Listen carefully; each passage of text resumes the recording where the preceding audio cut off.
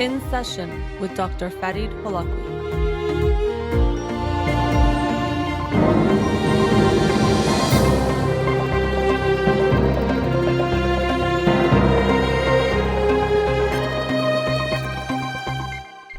Good evening. Welcome to In Session. I'm your host, Dr. Farid Holakouee, and I'll be with you for the next hour here on Radio Hamra. You can follow me on Twitter or Instagram, or like my page on Facebook to get updates on the show or suggest topics or books for the program. And the shows are uploaded at the end of each week to my SoundCloud page and podcast on Spotify and Apple Podcasts. Let's get to the books of the week. The book of the week for this week is Chatter by Ethan Kroos. Chatter, the voice in our head, why it matters, and how to harness it. And so it's interesting because this book is called Chatter, and the book of the week that I'll talk about tonight has to do with language. So in a way, they both are related to talking. This one just came out, I think, actually last week, Chatter by Ethan Kroos. So thought it'd be nice to get to talk about it when it's hot off the presses. So look forward to reading that and sharing it with you on next Monday's show. The book of the week from last week that I'll talk about tonight is How You Say It by Katherine D. Kinzler. How you say it, why you talk the way you do, and what it says about you. Really interesting book looking at language, how we acquire language, but also how language is an often overlooked aspect, or the way that we speak can be an overlooked aspect of the ways that we identify with ourselves, the way we identify others, and even types of stereotypes or prejudices that might become apparent because of accents that we might not think about or we might not recognize. A good way to think about how important accent is, they do this study, it's called, or like a thought experiment of the neighbor, or it's called something like that. But let's say you were moving into a new building and you are carrying a bunch of things, and you're a little bit distracted, and someone comes up to you and you talk for like 30 seconds. They say, "Hi, nice to meet you," and then they leave. Now, because you didn't pay much attention, you might not be able to pick that person out in a lineup, but you would probably be able to tell me if that person was a male or a female. And you also probably would be able to tell me about their race, especially if their race was different from yours. That might stay. That might be salient. But what they also find is that you'll likely remember if they had an accent or not, which shows to some degree how automatic it is, right? So if they spoke with a typical, let's say, Native American accent. Now, when I say that, I don't mean Native American like American Indian. I mean native to America.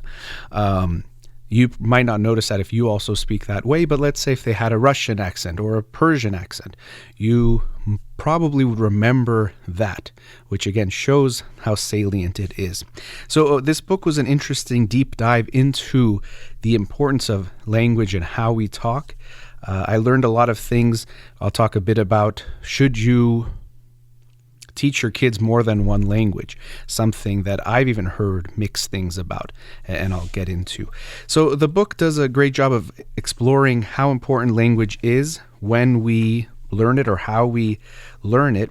Now, one thing we know and we've heard for a long time is that there is a critical age to learn language, and or a new language, right? So people have said, I'm trying to learn Spanish and it's very hard, but my young child who's learning Spanish from either their school or from someone else, they're picking it up quite quickly. And so we see that we do seem to have a optimal time to learn language, or we can say there is a window that once that window passes, it becomes more difficult to learn a new language. So the truth is, it's not that you can't learn a new language later in life, but that it's harder to master it, or especially to sound like a native speaker. So when we're born, we can make all the sounds of all the languages, or essentially we have that capability. But over time, based on what sounds we hear, the languages we hear around us, we in a way lose some of those sounds, or the ability to make the sounds, and even at times to differentiate the sounds. For example, in Persian, we have sounds like re and khe, which are hard. Even for me, I'm probably not so good at saying them, but someone who's never spoken Farsi before, never spoken Persian before, if they try to pick that up later in life, they can't produce that sound and sometimes not even differentiate it. But when they were born, they had that capability, or they would have had that capability had they been exposed to it. So that's quite interesting. But, how do we look at these studies of when we can learn a language? An interesting way of doing this, or one of the ways where we can be sure that a child has not been exposed to a language, is actually working with children. And she talks about research on children who are born deaf, and at times their parents are not deaf. And so the parents can't communicate to them in sign language because they themselves don't know it. So looking at some of these studies, we can get an idea of when these children were exposed to the sign language and how that then developed. And so they find that if they were exposed to sign language from birth, they speak in a native way, or they sign native level. If they learned even at the age of 5 or so, I believe it was, they might be a little bit less, but in a lot of ways pretty much indistinguishable from someone who was born learning sign language. But then if they learn in adolescence, or beyond, they still will make many mistakes or errors, or they won't quite be so good. So we know that we need to learn at a young age. Probably around 5 is a pretty critical period, or maybe 7. And of course, it's not some black or white thing that the window completely closes, but it does seem to become harder or more challenging. And even in the book, she cites a study looking at the brain and how we even see this, that when children, for example, who are French speakers and native French speakers, when they heard French, basically all of the kids, the same parts of their brain on the left side of the brain, the language processing parts of their brain were lighting up, which is what we would expect. So it's pretty much the same. But when they were hearing English, which most of these children had learned English in school, which meant after it wasn't their native tongue, but a few years later on, they actually saw that it was not always the same parts of the brain that actually were lighting up, which is kind of interesting. And the way I think about it is that there is a part of the brain that is really made for learning language, or not only made, but let's say it's the optimal part of the brain for learning how to process and speak language, or maybe it's more processing, and it gets fixed at a certain age, not completely. And so when we talk about the brain being plastic, we don't mean that it's completely any part of the brain can do anything at any time, but we mean that it's not as fixed as we once thought. When I was even early in my education, I remember learning that you are born with the number of neurons you're born with, and that's it. And once you get to a certain age in childhood, your brain is just fixed for the rest of your life. And then we started to see all this evidence that that's not the case, that the brain is much more plastic, neuroplasticity. The brain can change and adjust over time as well. Even we can have neurogenesis, the birth or the creation of new neurons. But of course, it doesn't mean that this plasticity is the same throughout life in every type of a way. So it does seem that this part of the brain in the language processing is really made for language processing. But however, when we learn a second language, what they found in these children was various parts of the brain were being activated when they heard English. Even for some of the children, the right part of their brain, usually language is being processed on the left side, or we see that part light up the most, for them it was the right side. So to me, it's almost like the brain is trying to figure out a way. It's using the parts it has to try to figure out how to learn the language, process the language, and whatnot. But it's not the optimal equipment, so to speak, that is being used, which might even reflect why we don't learn it as accurately. So interesting looking at some research on language development in children, which was quite interesting. And also looking at children, we see that they can differentiate between their own language and another language from a very young age. Even infants can do that. So, for example, even at 5 months of age, it seems like they might be able to differentiate. Or they did a study at 10 months of age, I believe it was. And these babies, if they were shown a video of someone speaking their language and someone speaking another language, and then were given the choice to take a toy from either of these people, and they did some kind of trickery to make it seem like the person in the video was handing them the toy, they were more likely to take the toy from the person speaking their own language. So it seems to be some type of preference for people who speak your own language. And we also have seen research that shows that people, for example, favor someone who is of their own race or looks like them. And unfortunately, some people can use this kind of research to say, well, racism is natural, or discriminating based on language is natural. And it's a bit of a stretch, because noticing a difference is one thing, but how important that difference is and becomes is much more based on society and the culture and the ways that children learn about the significance of that difference. And I think that's a very important distinction to make, because unfortunately people sometimes use research like this to say racism is natural. But first of all, race itself is it's not really purely a scientific way of looking at things. It's much more society creating the distinctions that we make that feel so real to us.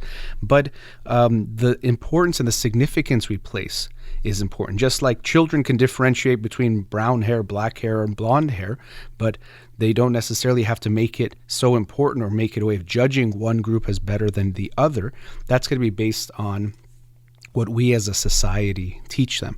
And actually, as I said, black hair, blonde hair, brunette, brown hair. There's that famous study that she talked about, or really the experiment in some ways, that the teacher, I think her name is Jane Elliott, if I'm not mistaken, but that she did with her children in her classroom, that one day, it was the day after Martin Luther King Jr. was assassinated. She said, she tried to create and show, let's differentiate the kids into the brown eyes and the blue eyes. And she made it seem like the brown eyes or the blue eyes are better than the brown eyes, and she made it seem very important, and this label was so important, and she talked about the kids in a certain way, saying, oh, that's a brown eye kind of way of doing things.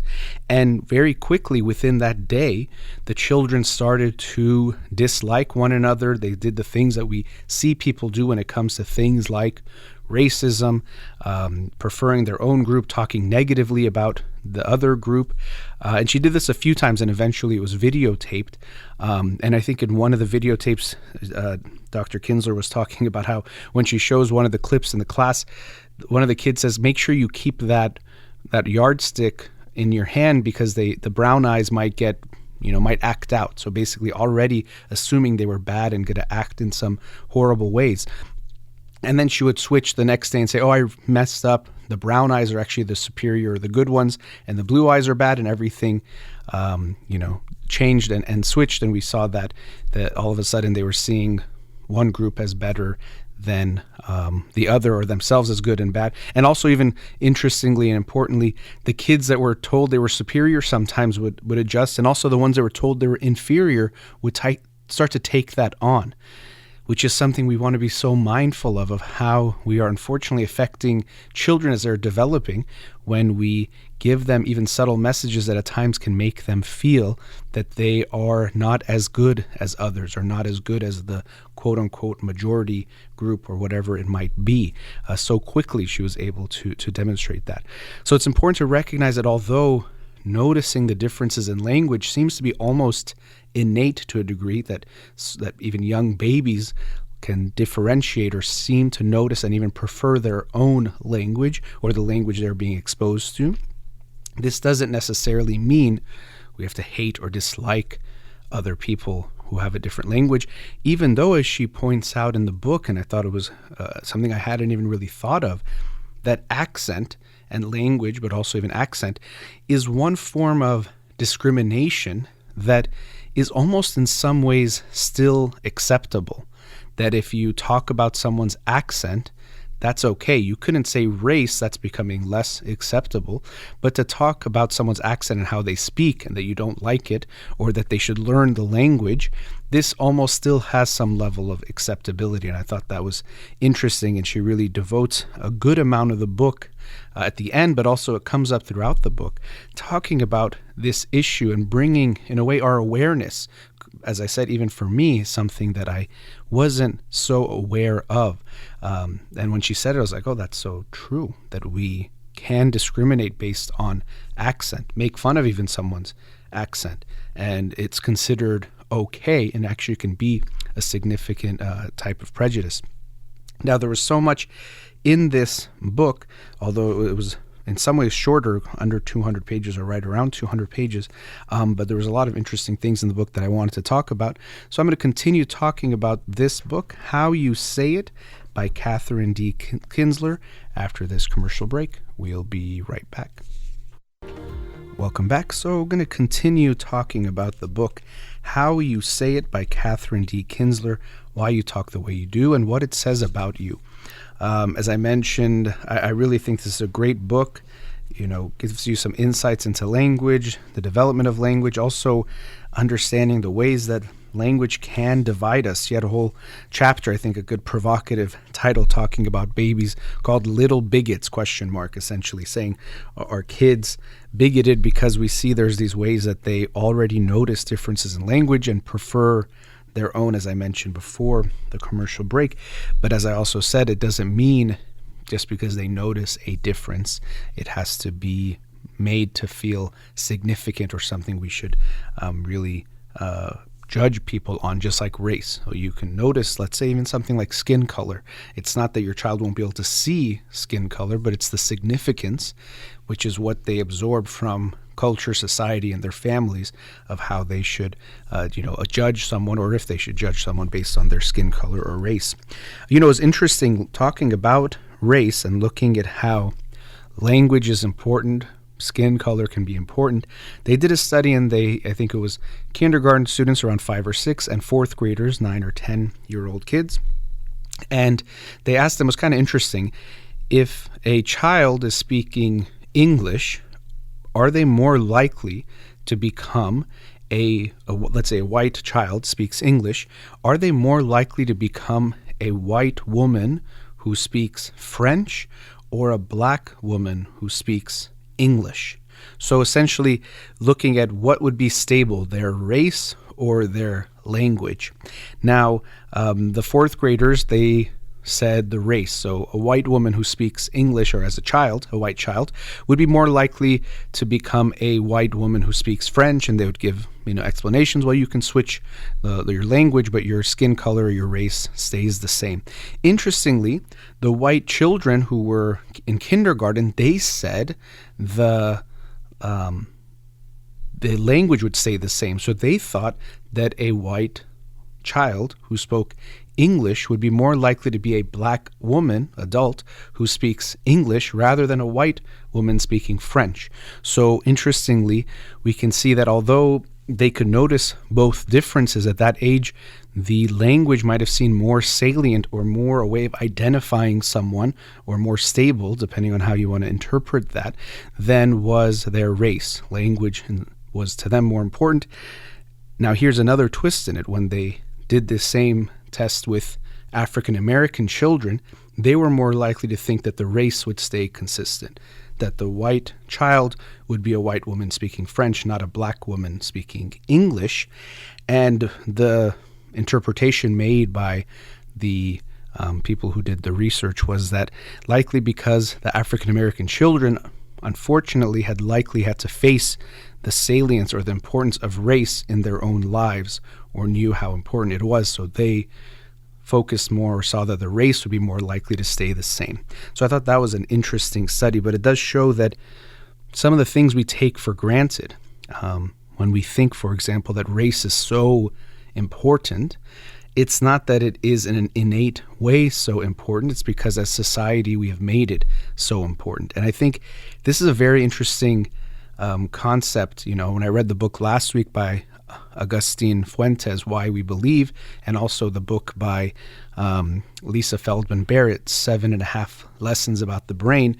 And in that book, she talked about how we create a social world, but when we create that world, it feels so natural.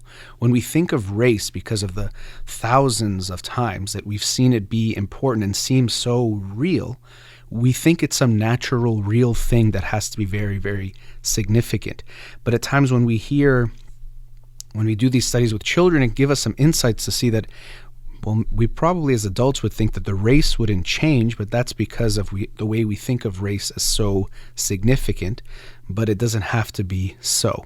So I thought that was interesting, and even looking at the difference between the African American children who were in kindergarten, how they, like the older white children, thought that the race would have to stay the same. That was really interesting to me.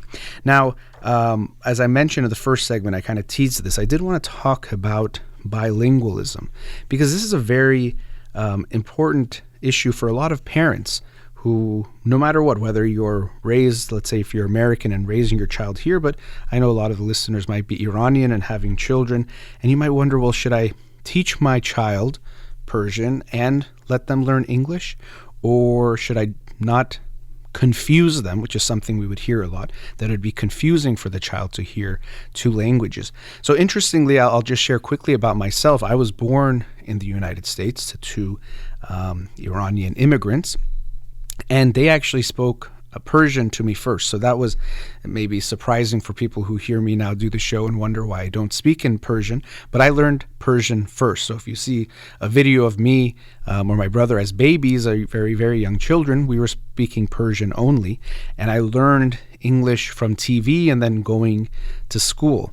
So I that sometimes people think that's interesting because my Persian is not so good right now. They might be surprised to learn that I learned that language first. But looking at the research, she shares that there doesn't seem to be this negative effect of having a second language. She talks about something she describes as the monolingual myth. This myth that you need your child to just learn one language to learn it well. If they learn two, they're going to get confused, or they're going to not learn the languages well. And this does not seem to be the case. At times, they might at the beginning have a little bit smaller vocabularies. Now, as she points out, this is depends on how you slice it, because if someone is learning words in, let's say, Persian and English, well, for a lot of the words, they're going to know two of them. But if you count them as one when you're looking at individual language development, you might think it's less words. So it depends on how you slice it. But there doesn't seem to be some disadvantage that your children are going to have. So one take home would be that if you can, expose your children to two languages. And it doesn't have to be 50-50. She talks about it in the research. It doesn't seem that you need to do it in a certain way, and there can be some benefits, even if it's a little bit of learning a second language from a young age. So there does seem to be some bilingual boosts that your child will get. So that will be something that you should likely, if you can, incorporate into your life or your child's life. So I thought that was interesting. Even myself as a psychologist, I had heard mixed things. And so my cousin, when she was asking even recently about teaching more than one language to her baby, I didn't really have such a clear answer to confidently say to do one thing or the other, because I'd heard themes of this monolingual myth before, that you don't want to confuse the child, it's going to be harmful for the child, or that they're not so sure. But it does seem that that isn't the case. And even she says the research isn't so clear that there are so many benefits of being bilingual, but it does seem that there are some benefits and that it doesn't hurt. And so that can be important. Now, what are the benefits that are there? One of the things that's important when we think of language and being exposed to more than one language is that it helps you have more of a diverse perspective on things when you hear and learn different languages. I think it's important when you think about this, because language, we sometimes think of language as some kind of fixed thing, that there's just the world and life and ideas, and all languages is finding a word for everything that exists in the world. But we know that it's not true. That, for example, in some languages, I think it's the Inuits have many words for snow because there's so many different types of snow. Or even for me, knowing Persian and knowing English, we can look at how for family members, there's different ways that we describe family members. So just maybe 2 minutes ago, I used the word cousin, which in English, when I say cousin, you don't know if it's a male or female cousin, and you don't know what side of the family it's on. But if I was going to talk about that same person in Persian, I would have to say my dokhtar amu, which is the daughter of my uncle, and not just uncle, the daughter of my father's brother. So we see how much more specific the word is in Persian than it is in English. What's really the same thing, the same person in this situation, the different languages have a different way of describing that. Now, is it possible that in Persian, because in our culture, family might even be more significant of knowing father's side, mother's side, and knowing those types of details that we speak in that way and have those kinds of words? It could be, but it does give you, in general, a more diverse way of looking at things when you have been exposed to more than one language. So I think even at an older age, learning another language can be good because it gives you some ways of looking at things differently. And as a psychologist, I think another aspect that is so important is emotions. We think of feelings as there's just universal feelings. Now, there might be some sets of feelings like happiness, sadness, anger, fear that are in a way universal, and even that depends on how you look at it. But there are very specific types of feelings that some languages have and some don't. And you maybe even seen things like Schadenfreude. I think I'm definitely saying it wrong, but in German, this good feeling you might get at the misfortune of someone else. Let's say someone you don't like or someone who maybe you feel like deserves something bad to happen to them. You might have this sense of it actually feels good when something bad happens. Now, in English, I have to explain it with all those words, but in German, it's just one word. So we see that the world isn't just this static thing and then language describes the world. There's definitely much more of an interplay between how you see the world and view the world, or how a particular culture views the world, and how they create their language. And languages, in a sense, are these living things that also evolve over time as well, or can be affected by things over time.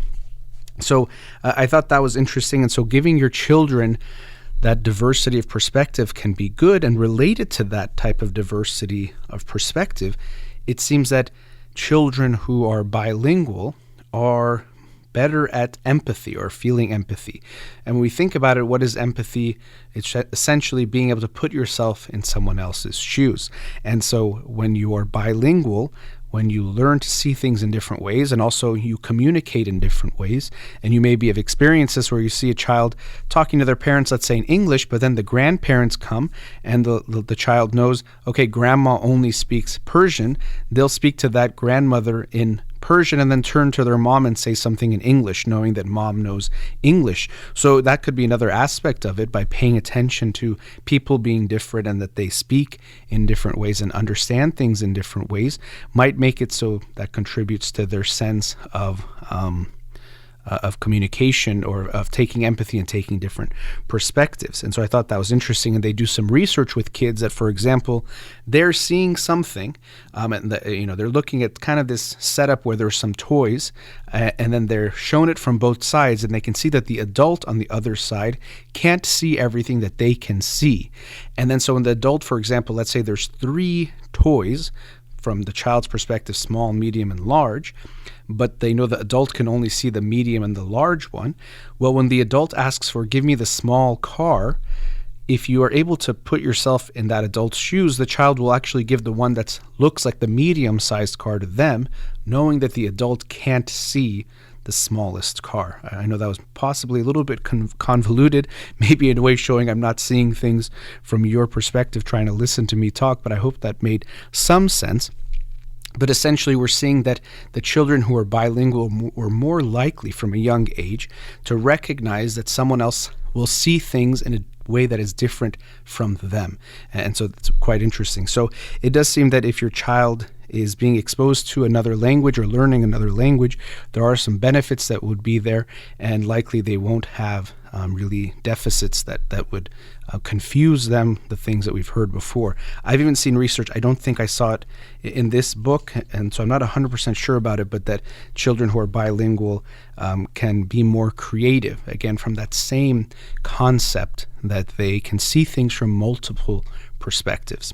So I thought that was interesting. And you know, to end the book, she talks about, again, that language is unfortunately a way that we still can use to, judge others or put others down. I'll say one thing, I did want to mention this, showing how language can be used. You know, we sometimes think of certain accents as more advanced than others. So, for example, in America, the typical Northeast type of accent might be seen as proper and intelligent. A Southern accent is associated with things like being kind, but maybe simple, but not so smart. And then we find that even people can internalize these judgments about themselves, as I mentioned before. But I wanted to share something about Ruth Bader Ginsburg. So in the United States, she was on the Supreme Court. She actually recently passed away in 2020. But they looked at, and some linguistic researchers listened to her speaking before she was on the Supreme Court. She actually spoke, I think she did 6 cases as a lawyer presenting to the Supreme Court, compared to when she was then herself a Supreme Court justice. And they found that she is from Brooklyn. And so one of the ways that people from Brooklyn talk is they sometimes drop their R's, or there's a certain accent that they have. And when they compared how she talked as a lawyer compared to how she talked later on when she was now a Supreme Court justice, they found that when she was a lawyer, she didn't speak in that Brooklyn way. But then when she was later a Supreme Court justice, she did. Now, during that time, she was living primarily in Washington, D.C., so it wasn't that she was being exposed more to the Brooklyn accent, but what they concluded was that when she was from Brooklyn, but just I should say, but a lawyer presenting to the Supreme Court, she felt the need likely to hide her accent to sound what she thought would be considered more proper or more professional, to be taken more seriously. But then as she became a Supreme Court justice and became more comfortable in knowing that she was already had achieved the status, respect that was necessary, she was able to talk in a way more like herself, or what was more comfortable for her. And I thought that was quite interesting to see that dynamic, but it shows how much we can feel we can get judged by the way that we speak, a linguistic insecurity that it can be called, because we know how others might think about us based on how we speak with our different accents or the different ways that we talk. Or people, I deal with a lot of Iranians who have accents, and I can feel that when they're speaking English with the accent, they might have a certain feeling about how they might be judged. And I really had to think about it, and I think I sometimes probably do in different ways. You might think certain things. We tend to think people who speak with an accent aren't as smart, their ideas aren't as good. Or as she talked about in the book, we actually think we understand them worse than we do. So they do some research and they find that people think, I'm not really understanding what this person is saying because of their accent, but when you test or see their comprehension, you see that it's quite good. So unfortunately, we tend to think we are hearing people more poorly, or understanding them, I should say, more poorly than we do. And we know that communication is a two-way street. So if I think, you're not really making sense, I'm going to give you a face showing you I'm not really getting what you're saying, and you're likely going to feel more insecure about what you're saying and might even say less, or just stop or give up, or it'll affect the way that you speak.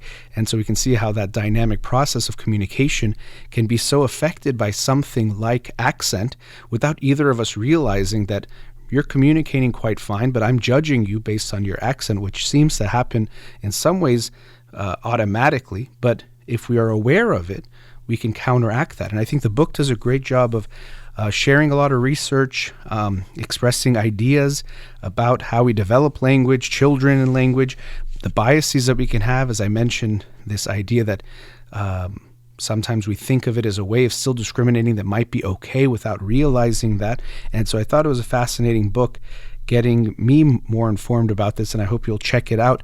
That was How You Say It by Katherine D. Kinzler. How You Say It, Why You Talk the Way You Do, and what it says about you. All right, let's go into our last commercial break. We'll be right back.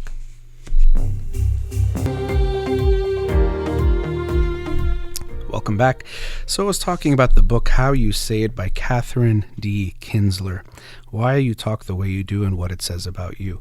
And I was talking about accents and how we can judge people based on their accent, unfortunately, in some automatic ways.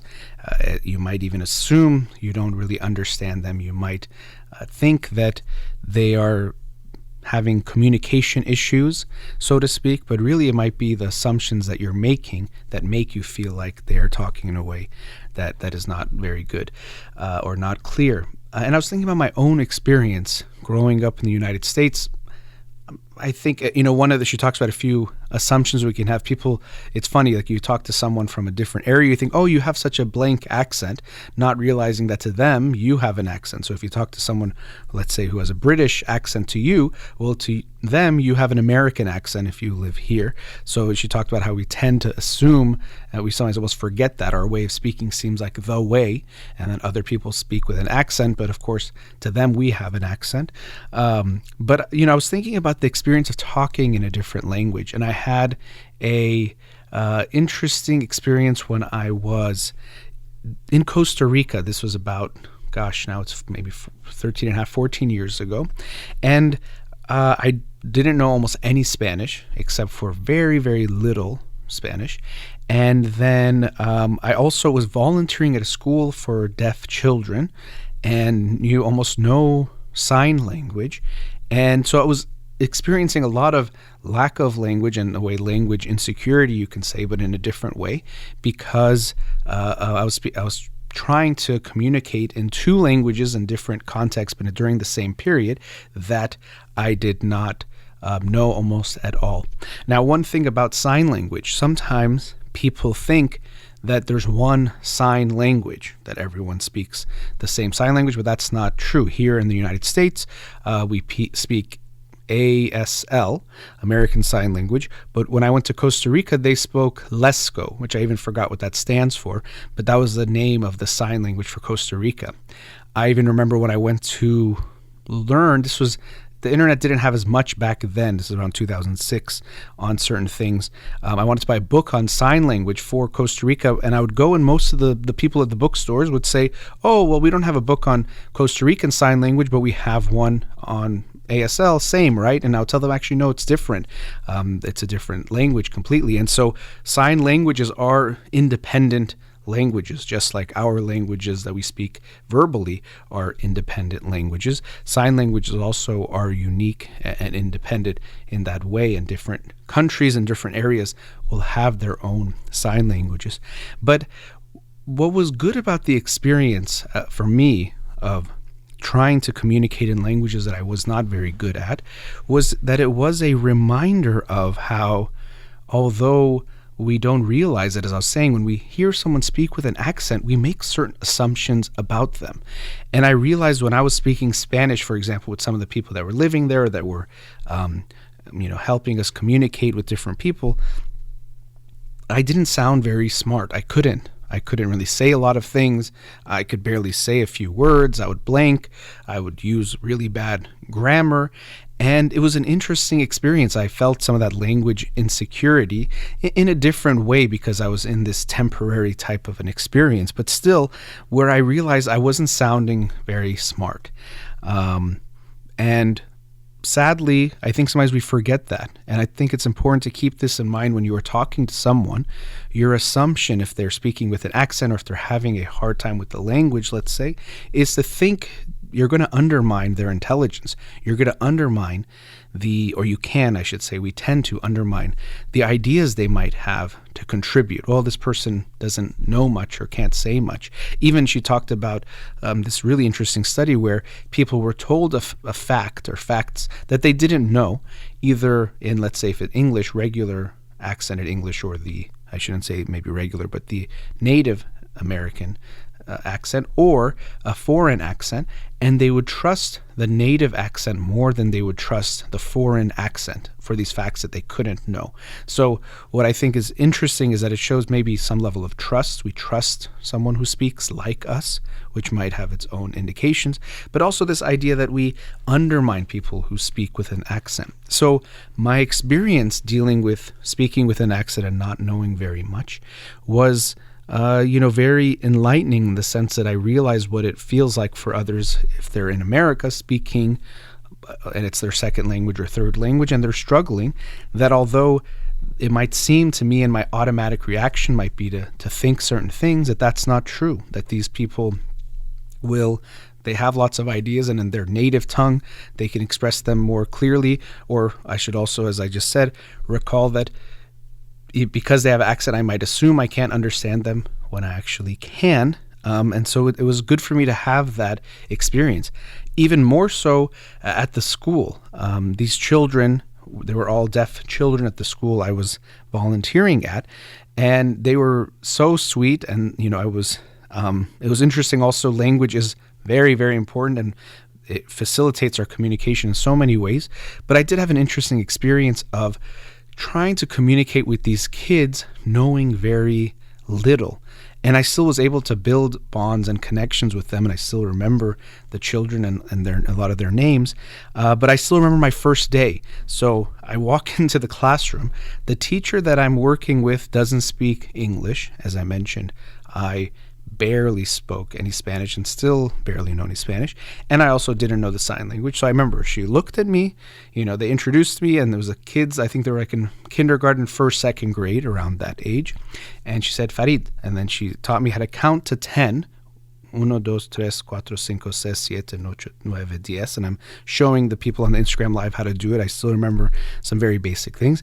And did that once or twice. And then she said, kind of something like, you got it? And I was like, okay. And then she gave me 3 of the kids and some flashcards that had the numbers written on them.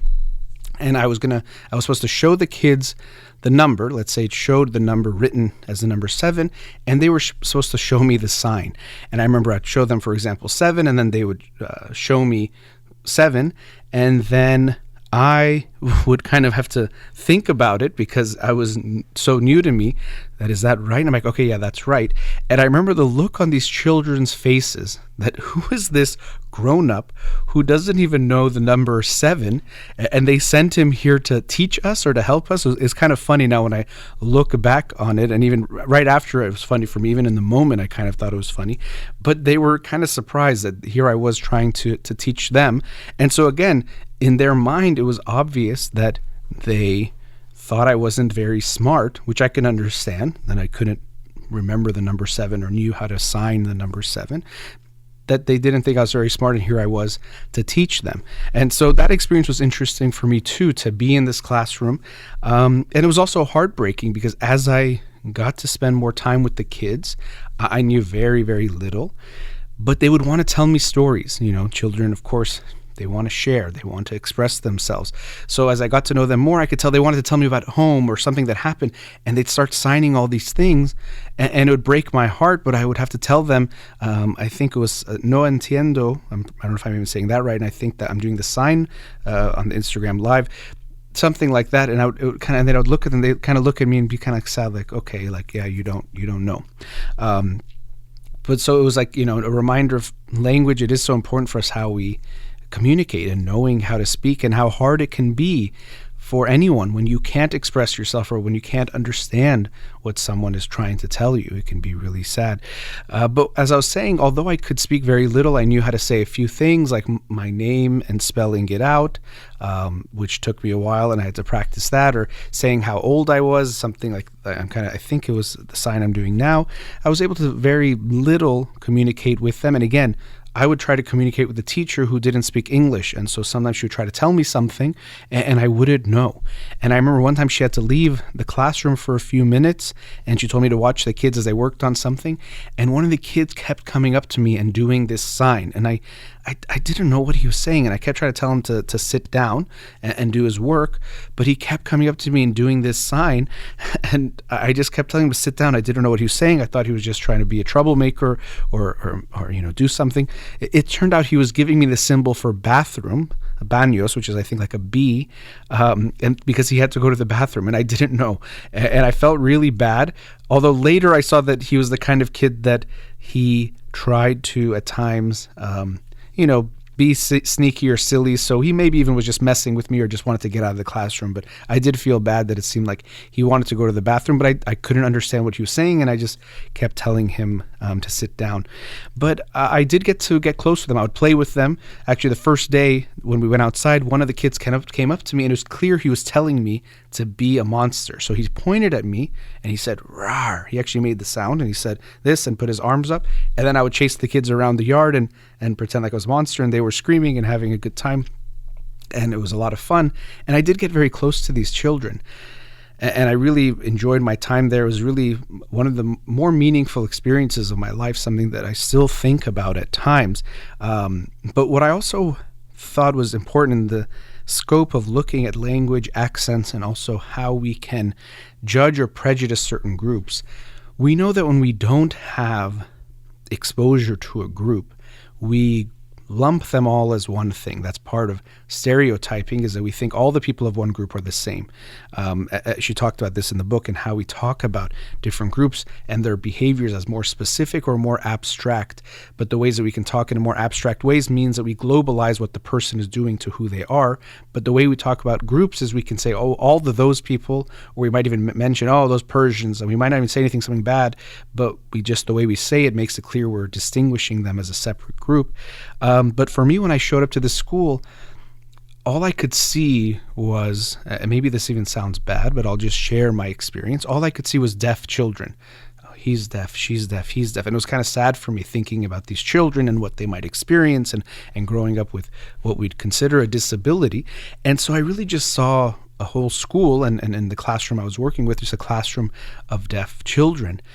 But with some time of being there, they weren't just deaf children. Yes, I didn't forget that they were. Of course, I couldn't communicate with them quite clearly.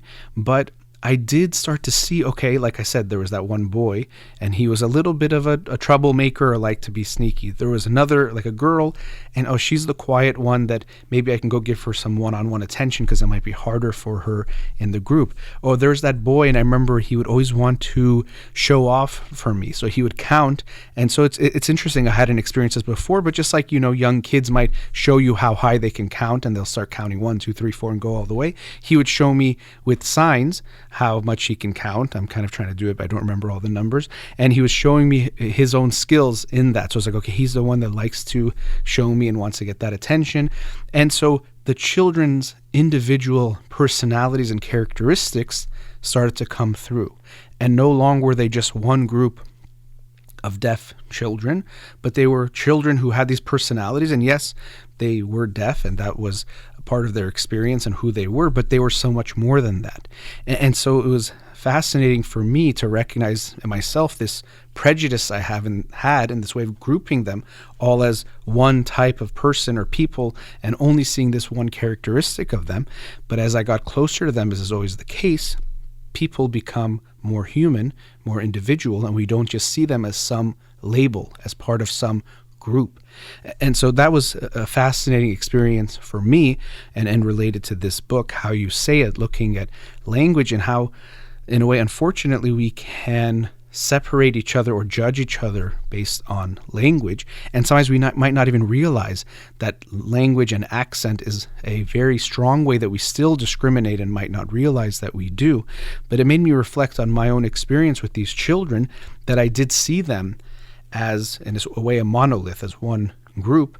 But once I got to know them just after a little while, they took on much more of a personality or became individuals for me, which is something we experience when we get to know people from any group. When from a distance we see them as one group, especially we see them as an other, they just seem like this different thing that we maybe even will likely have a negative bias towards. But if we get to know any individual, they stop becoming just a label or parts of a group, but they become full human beings. And that's what we want to do. And so we want to be aware that sometimes we might not even recognize the ways we might differentiate or make people us and them, but language is one that we should be aware of, and within language, even accent. And so I thought the book did a great job of that, and I hope you will check that out. Again, it was How You Say It by Katherine D. Kinzler. Okay, that brings us to the end of tonight's show. As always, a big thank you to Amir here in the studio. You've been listening to In Session with Dr. Farid Holakouee. Have a wonderful night.